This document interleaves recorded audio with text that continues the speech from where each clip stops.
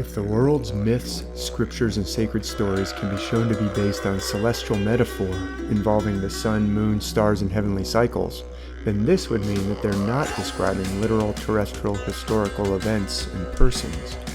One could argue that there's still a possibility that they could be both celestial metaphor and literal terrestrial history, but this becomes less likely if we find dozens or even hundreds of myths and stories which portray the same constellations, taking on the role of a character in one story and then taking on the role of a very different character in another story from another part of the world, and then taking on the role of yet another different character in another very different story from yet another part of the world and another culture over and over and over again.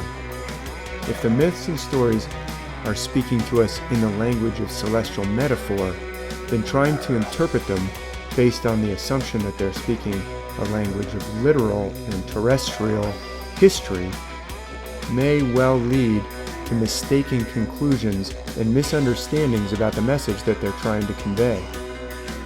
I believe that the evidence that the myths are built on celestial metaphor is overwhelming.